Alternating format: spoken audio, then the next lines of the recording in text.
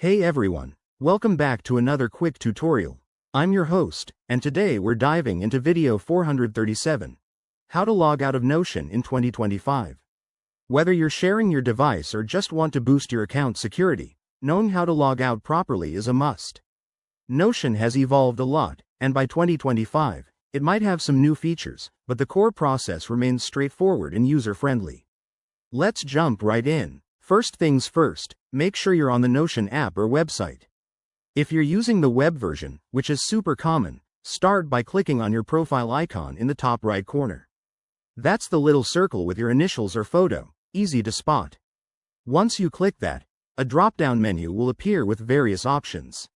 Next, look for the Account Settings or Settings option in that menu. In 2025, Notion might have streamlined this further, but generally, it's right there. Click on it, and you'll be taken to your account page. Scroll down a bit until you see the Log Out button. It's usually prominent to make things simple.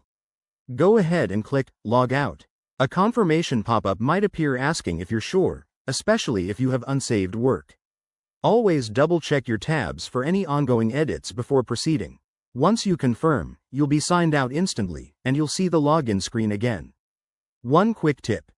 If you're on the mobile app, the process is similar. Tap the three horizontal lines or your profile icon in the bottom right, navigate to Settings, and select Log Out. This helps prevent accidental access if you're using a shared device. And that's it. Super simple, right? Logging out regularly is a smart habit for privacy and security. If you found this helpful, give this video a thumbs up, subscribe for more tech tips, and hit that notification bell. Got questions? Drop them in the comments below. Thanks for watching, and I'll see you in the next one.